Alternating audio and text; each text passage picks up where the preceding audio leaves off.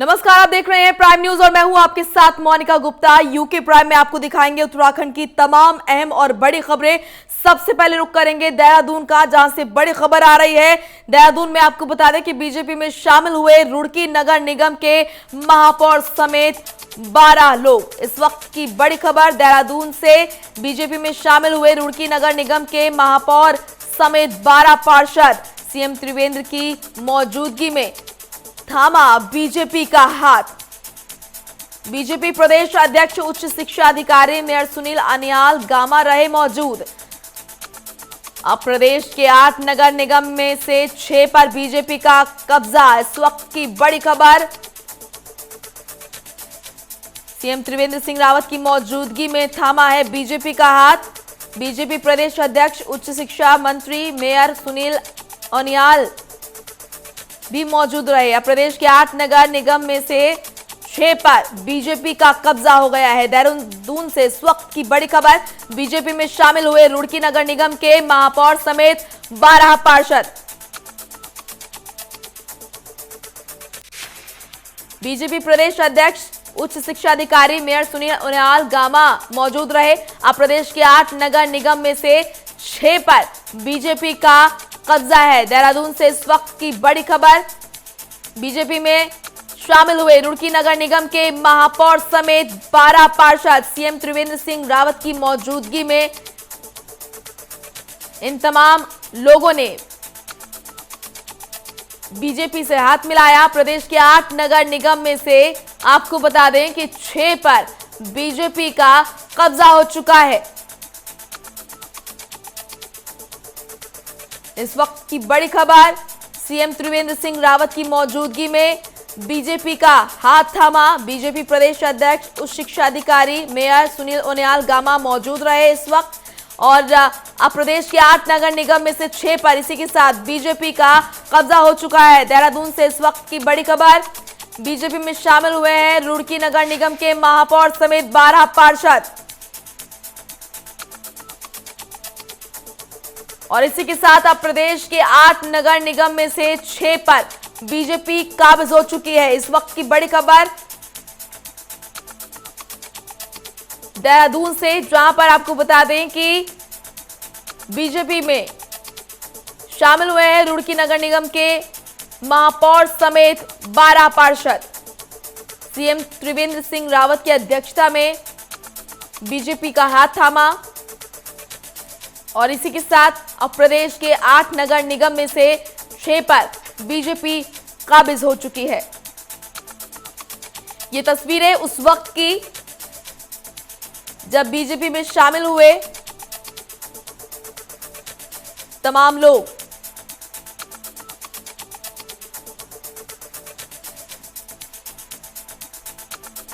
देहरादून से हमारे सहयोगी पवन दीक्षित हमारे साथ जुड़ चुके हैं।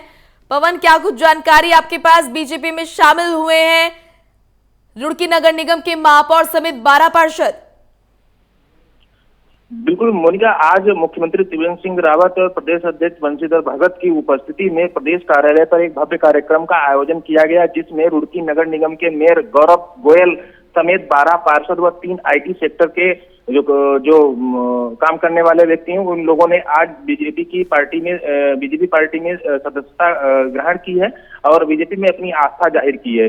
इस मौके पर वहां पर मुख्यमंत्री त्रिवेंद्र सिंह रावत समेत तमाम बीजेपी के पार्टी के पदाधिकारी व नेता वहां पर मौजूद रहे। खास बात यह रही कि मुख्यमंत्री त्रिवेंद्र सिंह रावत ने गौरव गोयल के पार्टी में वापसी होने पर उन्होंने खुशी जाहिर की और जाहिर सी बात है, उन्होंने ये भी कहा है कि अब प्रदेश के 8 नगर निगम में से अब 6 नगर निगम पर बीजेपी का कब्जा हो गया है, एक हरिद्वार और कोट द्वार को छोड़कर। उसके साथ ही उन्होंने पार्टी की को नगर निगम रुड़की में मजबूत करने के लिए भी जो गौरव गोयल के द्वारा बीजेपी में आस्था जताई गई है, उसमें खुशी जाहिर की। लेकिन इससे भी बड़ी बात ये रही है कि जहां एक और बीजेपी और जो सरकार का साफ तौर पर कहना है कि सोशल डिस्टेंसिंग का पालन किया जाए, तो इसको लेकर के पिछले दिनों जब कांग्रेस के द्वारा डीजल पेट्रोल के बढ़ते दामों को लेकर के प्रदर्शन किया गया था, उस समय तमाम कांग्रेस के कार्यकर्ताओं के द्वारा सोशल डिस्टेंसिंग का पालन न करते हुए प्रशासन के द्वारा उनके ऊपर मुकदमे लगाए गए, जो एपिडेमिक डिजीज और आपदा अधिनियम के तहत। लेकिन वहीं आज बीजेपी कार्यालय पर आप विजुअल के माध्यम से देख सकते हैं कि किस तरीके से वहां पर सोशल डिस्टेंसिंग की धज्जियां उड़ाई गई और नगर निगम के जो मेयर गौरव गोयल है उनके द्वारा जब बीजेपी में सदस्यता ग्रहण की गई, उसके बाद ढोल नगाड़ों के साथ उनका फूल मालाओं के साथ स्वागत किया गया। एक दूसरे ने उनको गोद में उठा करके, और किसी भी प्रकार के कोई भी मानक वहां पर मान्य नहीं रह गए। जो सारी चीजें वहां पर दरकिनार करते हुए सोशल डिस्टेंसिंग और इस कोरोना महाकाल के जो प्रोटोकॉल है उन सबको दरकिनार करते हुए वहां बीजेपी दफ्तर में ही, प्रदेश कार्यालय में ही सोशल डिस्टेंसिंग की जमकर धज्जियां भी उड़ाई गई। बिल्कुल पवन, और लोगों से अपील करने वाले सीएम त्रिवेंद्र सिंह रावत यहां पर खुद कोरोना के जो प्रोटोकॉल है उनकी धज्जियां उड़ाते हुए नजर आए। तस्वीरों में भी हम देख सकते हैं किस तरह से जो तमाम लोग हैं जो बीजेपी की सदस्यता ले रहे हैं, जो बीजेपी में शामिल हो रहे हैं, वो किस तरह से सोशल डिस्टेंसिंग की धज्जियां उड़ा रहे हैं। बिल्कुल मोनिका की जब तक मुख्यमंत्री त्रिवेंद्र सिंह रावत मंच पर मौजूद रहे और उनके द्वारा जब ज्वाइनिंग करा दी गई और गौरव गोयल को बधाई दे दी गई और उसके बाद में संबोधन होगा, मुख्यमंत्री जी वहां से तत्काल बीजेपी दफ्तर से रवाना हो गए। लेकिन उसके बाद में जो वहां पर कृत्य देखने को मिला है, जो कार्यकर्ताओं के द्वारा जो आज शामिल हुए बीजेपी में, जिसने बीजेपी में आज सदस्यता ग्रहण की, उन सबके द्वारा जमकर सोशल डिस्टेंसिंग की धज्जियां उड़ाई गई। अब सवाल ये है कि क्या प्रशासन विपक्षी दलों की तरह ही क्या बीजेपी पर भी कार्रवाई कर पाएगा या नहीं। बिल्कुल, ये बड़ा सवाल ऐसे में जहां पर उत्तराखंड सेफ जोन माना जाता था और सेफ प्रदेश भी माना जाता था, लेकिन अब पवन, क्योंकि देहरादून में आप रहते हैं, ज़मीनी चीज़ें आप देखते हैं, ज़मीनी हकीकत आपको मालूम है, तो प्रदेश में भी अब लगातार कोरोना के मामले बढ़ रहे हैं। ऐसा में जनता से अपील करने वाले सीएम त्रिवेंद्र सिंह रावत की जो ये तस्वीर सामने आई है, तो आम जनता तक गलत मैसेज जाता है। बिल्कुल बोल के जिस तरीके से मुख्यमंत्री ने आज भी मंच पर बैठ करके ही उन्होंने साफ तौर पे ये संदेश दिया है कि आज इस कार्यक्रम में प्रदेश प्रभारी श्याम जाजू की भी उपस्थिति होनी थी, लेकिन वो दिल्ली से देहरादून पहुंचे थे, इसलिए दिल्ली जो है रेड जोन में आता है, इसलिए उनको इस कार्यक्रम में शामिल नहीं किया गया ताकि कोरोना का जो प्रोटोकॉल है उसको फॉलो किया जा सके। लेकिन वहीं मुख्यमंत्री के जो बीजेपी दफ्तर से रवाना होते ही जिस तरीके से वहां सोशल डिस्टेंसिंग की जो धज्जियां उड़ी हैं, उससे नहीं लगता है कि मुख्यमंत्री की बात का असर किसी भी कार्यकर्ता पर दिखाई दिया हो। पवन, इस कार्यक्रम में सीएम त्रिवेंद्र सिंह रावत के अलावा और कौन से लोग मौजूद नजर आए, कौन कौन से बड़े नेता? बिल्कुल मोनिका, मुख्यमंत्री त्रिवेंद्र सिंह रावत थे और उनके साथी प्रदेश अध्यक्ष बंशीधर भगत, उपाध्यक्ष अनिल गोयल, उपाध्यक्ष और विधायक खजानदास, मीडिया प्रभारी देवेंद्र भसीन समेत तमाम पार्टी के पदाधिकारी थे और उच्च शिक्षा राज्य मंत्री डॉक्टर धन सिंह रावत भी इस समारोह में मौजूद रहे। पवन, ये तो रही कोरोना के प्रोटोकॉल की बात, किस तरह से जो तमाम नियम कानून है उनको ताक पर रखकर ये कार्यक्रम रखा गया और बड़ी संख्या में लोग वहां मौजूद रहे। लेकिन बात करें अगर यहाँ पर बीजेपी की, तो यहाँ पर बीजेपी को बैठे बिठाए 8 नगर निगम में से 6 पर वो काबिज हो चुकी है। बिल्कुल मोनिका, ये बीजेपी के लिए बड़ी उपलब्धि है, क्योंकि जैसे जैसे चुनाव नजदीक आ रहा है वैसे वैसे बीजेपी सक्रिय दिखाई दे रही है और वहीं साथ ही साथ मुख्यमंत्री त्रिवेंद्र सिंह रावत भी जनता के साथ जुड़ते हुए नजर आ रहे हैं और तमाम जो उनकी गतिविधियां हैं, जो उनके विकास के कार्य हैं, उन सबकी समीक्षा भी की जा रही है।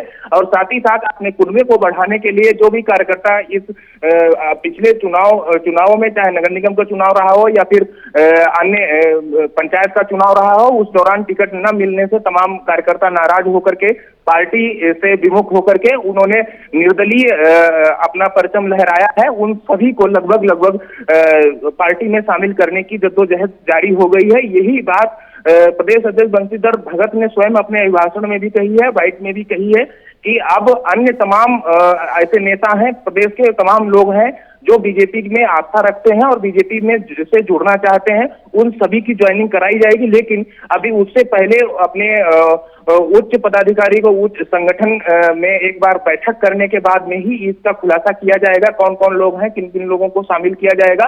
हालांकि एक बात तो सच है कि अब बीजेपी हो या कांग्रेस हो, दोनों ही अब चुनावी मोड में दिखाई देने लगी हैं, क्योंकि बीजेपी के साथ साथ जिस तरीके से वर्चुअल रैली बीजेपी करके जनता तक अपनी उपलब्धि पहुंचा रही है, वहीं साथ साथ अब अपने कुनबा बढ़ाने के लिए भी लगातार प्रयास कर रही है, तो वहीं कांग्रेस भी चाहे डीजल पेट्रोल हो या फिर अपने संगठन को मजबूत करने के लिए लगातार प्रयास कर रही है, लगातार बैठकें कर रही है और कैसे बीजेपी को घेरा जाए, इसके लिए कांग्रेस भी अब मुस्तैदी से चुनावी मूड में दिखाई दे रही है। बिल्कुल, चुनावी रणनीति बनाना अब शुरू हो चुका है। बहुत बहुत शुक्रिया आपका तमाम जानकारी के लिए पवन। तो वहीं शिक्षा मंत्री अरविंद पांडे डोईवाला दौरे पर रहे। इस दौरान उन्होंने हरेला पर्व के तहत दूधली के राजकीय इंटर कॉलेज में पौधारोपण किया और लोगों से प्रकृति को हरा भरा बनाने के साथ ही पर्यावरण आरक्षण की अपील भी की। डोईवाला दौरे पर शिक्षा मंत्री अरविंद पांडे गए और दूधली के राजकीय इंटर कॉलेज में पौधारोपण उन्होंने किया। ये तस्वीर उस वक्त की जब डोईवाला दौरे पर शिक्षा मंत्री अरविंद पांडे थे और उन्होंने पौधारोपण किया। हरेला कार्यक्रम मनाया गया। हरेला कार्यक्रम में पौधारोपण किया जाता है, हरियाली को महत्व दिया जाता है और उसी को जारी रखते हुए इस बार भी पेड़ पौधे लगाए गए। शिक्षा मंत्री अरविंद पांडे वहां पहुंचे और पौधारोपण किया। ये तस्वीरें डोईवाला की, जहां पर डोईवाला दौरे पर शिक्षा मंत्री अरविंद पांडे रहे और इस दौरान उन्होंने दूधली के राजकीय इंटर कॉलेज में पौधारोपण किया। राजकुमार अग्रवाल हमारे सहयोगी जुड़ चुके हैं डोईवाला से। राजकुमार, क्या कुछ जानकारी आपके पास? हरेला कार्यक्रम रखा गया, इस दौरान जो शिक्षा मंत्री है अरविंद पांडे, उन्होंने पौधारोपण भी किया। क्या कुछ कार्यक्रम रहे इस दौरान? बिल्कुल, देखिए मोनिका, आज सुबह से ही शिक्षा मंत्री जो है क्षेत्र में जाकर पौधारोपण कार्यक्रम कर रहे हैं। डोईवाला के दूधली इंटर कॉलेज में भी हरेला पर्व के तहत इस कार्यक्रम का आयोजन किया गया था और तमाम लोग यहाँ पर जुटे थे, पर्यावरणविद थे तमाम लोग यहाँ पे। तो प्रकृति को हरा भरा बनाने के साथ ही जो प्राकृतिक स्रोत सूख रहे हैं या जो धरती का वाटर लेवल कम हो रहा है, उसको देखते हुए बहुत जरूरी हो गया था कि जो पौधारोपण है उसको बढ़ाया जाए और हर तरह के पेड़ जो है लगाए जाए। तो ये हरेला पर्व 6 तारीख से 16 तारीख तक के बीच मनाया जा रहा है। इसके दौरान लाखों की संख्या में पेड़ लगाए जाएंगे, जिससे धरती हरी भरी हो, पर्यावरण संरक्षण हो और उसके अलावा तमाम जो फलदार और छायादार पेड़ हैं उनको लगाने का प्रयास यहाँ पर किया जा रहा है। तमाम एनजीओ इसमें भाग ले रहे हैं, क्योंकि शिक्षा मंत्री अरविंद पांडे खुद दूधली इंटर कॉलेज में थे, तो उनके साथ तमाम शिक्षा अधिकारी यहाँ पर पहुंचे थे, विभागों के लोग यहाँ पर उपस्थित थे, फॉरेस्ट से जुड़े लोग यहाँ पे थे। हर कोई अपनी तरफ से पेड़ लगाकर अपना सहयोग कर रहा था ताकि ये जो हरेला पर्व है वो सफल हो सके। बरसात का भी सब लोग जानते हैं कि मौसम है, तो ऐसे में पेड़ लगाना जो है अच्छा होता है ताकि ये आगे बड़े पेड़ों का रूप ले लेते हैं। तो इसलिए तमाम लोग बढ़ चढ़ के इसमें भागीदारी ले रहे हैं और हर किसी का संकल्प यही है कि जो वृक्षारोपण हो ये धरती को हरा भरा रखने के लिए हो, और जिससे कि हम लोग देख पा रहे हैं कि पानी की जो कमी होने लग गई थी, तो कहीं ना कहीं जो वाटर लेवल था डाउन जा रहा था, उसको देखते हुए भी बहुत जरूरी हो गया था कि वृक्षारोपण हो और बहुत बड़े स्तर पे हो। तो कहीं ना कहीं इसकी शुरुआत हो चुकी है। जी बिल्कुल। और राजकुमार, किस तरह जो मंत्री हैं उन्होंने किस तरह इस पर्व को मनाया और किस तरह लोगों के बीच जाकर उन्होंने संदेश दिया शिक्षा मंत्री अरविंद पांडे ने कि हरियाली बेहद जरूरी है, पौधे लगाना बेहद जरूरी है? बिल्कुल, देखिए मोनिका, देहरादून के बाद जब डोईवाला पहुंचे 9:30 बजे दूधली इंटर कॉलेज में, उन्होंने जब वृक्षारोपण कार्यक्रम में भाग लिया तो सभी लोगों से यही अपील की गई, बल्कि उन्होंने एक संकल्प भी लोगों को दिलाया कि हर किसी व्यक्ति को पेड़ जरूर लगाना है, क्योंकि पेड़ों की जब पेड़ लगाएंगे तभी हमें हरियाली मिलेगी, हरा भरा जो है हमारा पर्यावरण होगा, जिससे कि पर्यावरण जो संतुलन बिगड़ गया था कहीं ना कहीं उसकी पूर्ति जो है पेड़ लगाकर की जा सकती है। तो सभी लोगों से अपील की गई थी कि आप लोग जरूर पौधारोपण कार्यक्रम में भाग लें। तो काफी संख्या में लोग यहाँ जुटे, हमने देखा हर कोई पेड़ों को लगाने के लिए आगे आ रहा था, महिलाएं, बच्चों में भी हमने उत्साह देखा। तो कह सकते हैं कि कम से कम हरेला पर्व के तहत इस तरह का जो कार्यक्रम है ये आज पूरे देहरादून जिले में चलाया गया है। जो हमारे शिक्षा मंत्री हैं अरविंद पांडे, उन्होंने डोईवाला के अलावा रानी पोखरी में भी वृक्षारोपण हुआ था, वहाँ भाग लिया था। इसके अलावा हरिद्वार उनके कार्यक्रम थे, रुड़की कार्यक्रम थे। तो बहुत बड़े स्तर पर इस कार्यक्रम को आयोजन किया जा रहा है, जिसमें फॉरेस्ट की तरफ से तमाम पेड़ों की व्यवस्था की गई है। जी चलिए, शुक्रिया आपका राजकुमार, तमाम महत्वपूर्ण जानकारियां देने के लिए। तो वहीं पौड़ी के कालागढ़ कॉर्बेट नेशनल पार्क के वन और वन्यजीव की सुरक्षा को लेकर वन विभाग के अधिकारी और कई रेंज कर्मियों की एक बैठक आयोजित की गई, जिसमें वन और वन्यजीव संबंधी अपराध और शिकार को रोकने के लिए चर्चा की गई। बैठक के बाद विभागीय अधिकारियों ने रेंज कर्मियों के साथ वन क्षेत्र के सीमावर्ती गांवों में फ्लैग मार्च निकाला और लोगों से वन और वन्यजीवों की सुरक्षा के लिए सहयोग करने की भी अपील की।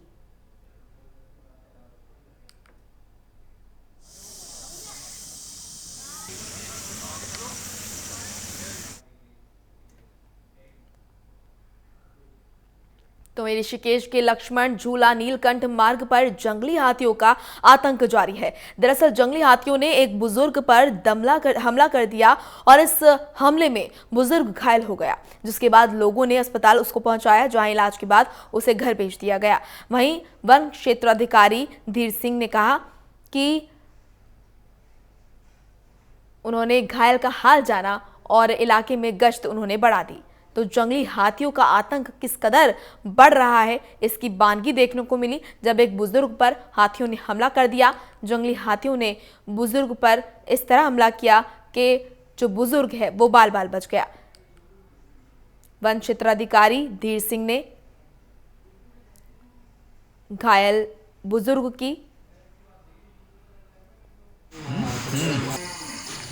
का हालचाल जाना। रात्रि में हाथी को देखकर एक वृद्ध भागा। वृद्ध को गिरने के बाद चोट लगी, फिर प्राथमिक चिकित्सालय में भर्ती कराया गया और रात्रि में गश्त बढ़ा दी गई है कि रात्रि में लोग रोड पर ना निकले।